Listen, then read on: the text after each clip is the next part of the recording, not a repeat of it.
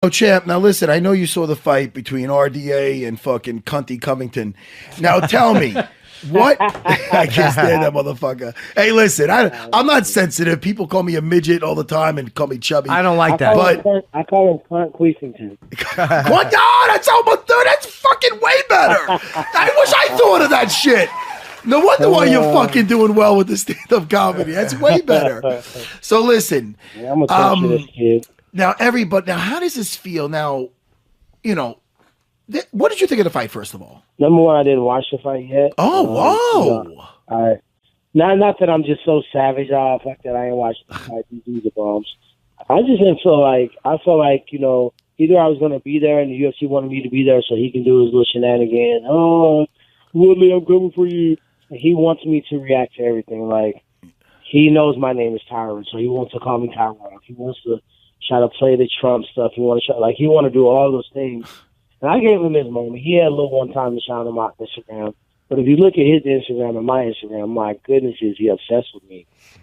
He is like obsessed with me. And he's a clown. Like I was telling Dean yesterday, we did our podcast, and I was like, you know, you should be offended, Dean, because guys like you and even you, Matt, that just kind of built the sport.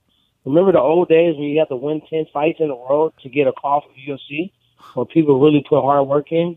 Like, guys like that, they just want to mold themselves into a position and not even at least be good at it.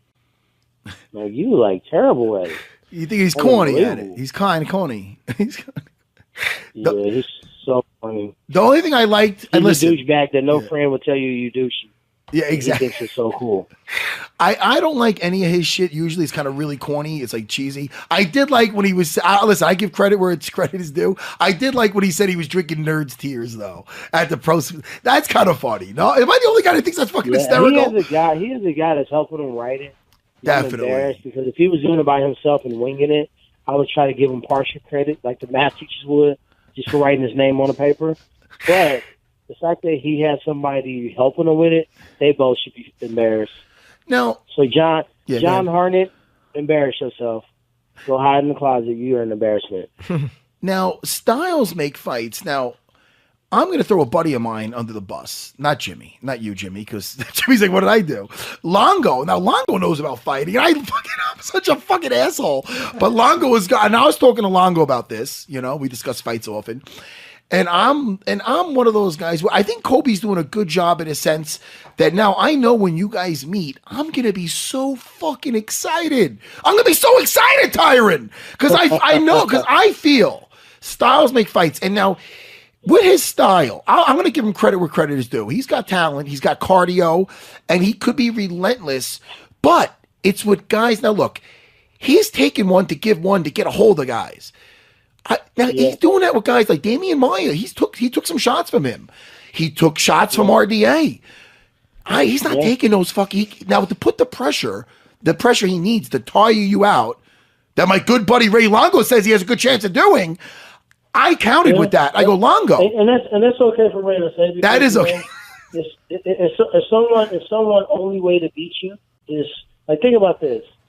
You've been in the sport for a very long time. If their number one attribute is cardio, they have shit creek, because cardio is a controllable variable. You can't control that I'm a better wrestler. I'm stronger than you. You can't control that I punch a shitload harder than you. You can't vouch for those things in a 6-week training camp or 8 weeks. You can't even in the 1 year. You can't change your punching power. It's going to be measurable to mine. His ground is terrible, and when you think about all those attributes, I've said this before. Put your chin on the treadmill, brother. Show me how you can condition your chin to take a punch.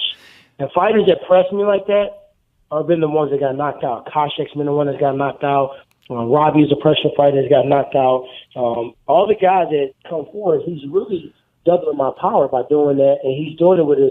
I'm not going to give up my technique and my skill because it's easy for him to make a quick adjustment by listening to this. Yeah. But the things that he do, he's habitual, and he's not going to be able to change in a fight, and it's going to set me up, you know. And I'm excited about the matchup. You know, if I see what he brings to the table, and I don't go the extra mile to make sure that I'm ready, and I've fought a guy like him before.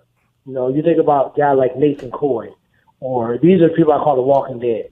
They know they have to get a takedown. Damian Maia was the same way, but Damian Maia is not as strong, and his credentials are not as high in wrestling. But he knew he had to take him down. And it's not like I just have the best takedown defense in the welterweight division. I have the best takedown defense in the history of UFC. Yes. So it's kind of funny that his whole game plan is surrounded around trying to get me to the ground, and I'm gonna challenge him. I bet him $10,000 every single time he try to touch my leg to wrestle. I want him to pay me $10,000. Let's fight. I'm not gonna go for a takedown. We will never touch the fight. We will never touch the mat. The fans want to see a fight. You know, you want to be this big badass. Put the wrestling down. Let's just straight up bang it out. And I guarantee you, I'll fuck him all the way up. He's never gonna want to fight again. And I'm gonna hurt him. He won't do that. So that's that's my challenge to you, Colby. Cunt Queefington, my challenge to you is I bet you $10,000 every single time somebody touch your leg and attempt to take down. $10,000. And I'm willing to guarantee you I will owe you $0 at the end of the fight. Now, after Damian Maia, again, shooting for the takedowns he was shooting for, and against, a Wonder Boy twice in a row as a counterpuncher, how nice is it to have somebody who you know is going to try to close the distance and is going to try to stay close and try to put you up against the cage? He's still going to try to do what Damian Maia did. It still makes it difficult to punch someone. You can't disrespect the fact that he's in on your leg and just swing at the air. When he level change, you got to adjust what he's doing. So it makes it a little bit more difficult. But there's certain things that he does and the way he can get away with it because he ran from Usman. Oh, my toes hurt. I can't fight Usman. But he's trying to fight me. He ran from that match. So how many times has Colby had to face somebody who's a better wrestler? Usman's a better wrestler, and I'm a better wrestler. This is going to be his first time.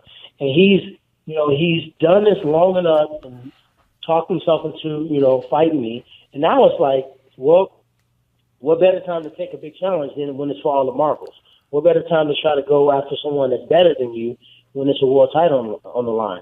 And his only X factor in this fight is to get me so pissed off and want to beat his ass so bad that I take myself out of my game plan. So that's my whole training camp mindset is Tyron.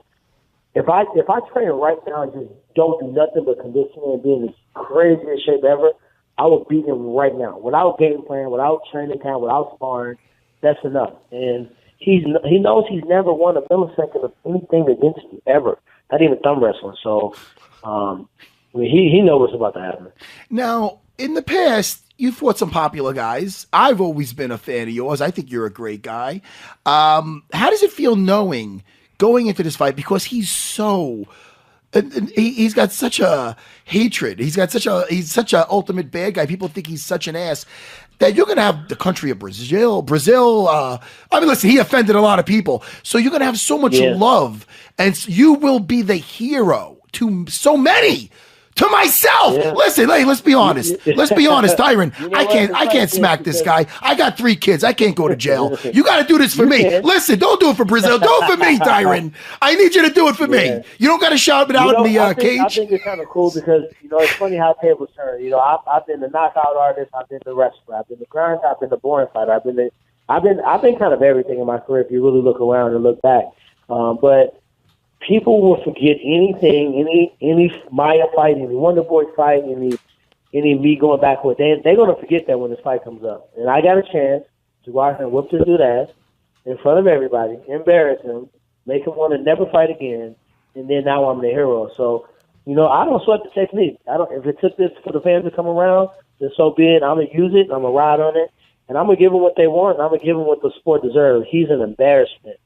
He's an embarrassment to the sport. I told Dan after I beat his ass, I want him off the team. I don't even want to wear a flag that represents something that he stands for. He's just a disgusting individual. And also wanted to ask you just a couple quick questions. Now, what is your? Are you still training Mayweather at all in wrestling? I talked to him last week. I don't know what him and Dana and those guys are doing about mocking up a fight. I know he has some stuff in business that he want to take care of first. I think he bought a crazy building out you guys' way in the East Coast, maybe in New York. Right. There's going to be a crazy skyscraper out there. So I think he's going to focus on that, but he still wants to train, because you can't just okay, I'm going to just jump into it and do it. So I think he wants to just train and kind of get moving. So I'm going to hit him up this week. I don't know if he's in L.A. or next week when I'm in Vegas if he's there. But he wants to just start training, just to get used to it. And Tyron, last question for you: how's your shoulder doing? I'm guessing you're okay. Yeah, I'm ready. The funny thing is when people are like, "Oh, you can't run no more." It's so easy to say that when you know somebody had a major surgery. I don't know if you guys have ever had a labral tear or rotator or anything shoulder-wise, but it's a rough surgery, and I didn't want to get it initially, and I didn't get it in July. So people, if they think that I got the surgery in July, I can understand why they say I've waited around. But I tried not to have the surgery. I rehabbed it. I did physical therapy to try to see if I can go, and I just really never felt like it was going to be 100% or it's going to be a point where I felt comfortable defending the belt with. I even accepted a fight against Nate Diaz before I had the surgery. I said I'll fight him December 30th because I don't think it's going to be a fight where he's going to be, underhooks and defending shots and, a lot of static wrestling. So I accepted that fight December 30th with my shoulder busted, and I was going to get the surgery right afterwards. But when I got the surgery, when I knew that fight wasn't going to happen, the moment I found out, the next week I went ahead and scheduled the surgery. So December 19th until now is 6 months? Right. I was cleared in 5 months. This surgery takes 6, 8, sometimes a year for people to recover from. So I went 5 days a week. They were trying to give me 3 days. I'm like, man, that's what you do for senior citizens that are just trying to walk and be healthy day to day. So I did 5 days a week. I bought an art machine. I did stem cell and PRP 3 times. Now I'm ready to roll. And I can throw this baby as hard as I can. Well, listen, man, we're looking forward to this fight a lot. Thanks for calling in too, Tyron. And please, as soon as this fight's announced, we would love to talk to you again. And good luck with the stand-up. Thank you. Be interested to follow that as well. The great Tyron Woodley, whose next fight will probably be against Colby Covington to unify the welterweight championship. And thank you, buddy. All right. Thanks, champ. Thank you, guys. All right, good talking to you. Take care, man. Yeah, I wasn't sure if that was a rumor or not that he started stand-up. I'm happy. He's a good guy. He's a classy guy. Yeah. He's what a champion should be. He's a beast, too. Man, I can't wait for that fight. Oof. I'm going to be like, do it for me, Tyron. Do it. Call me a midget. I'm losing cholesterol.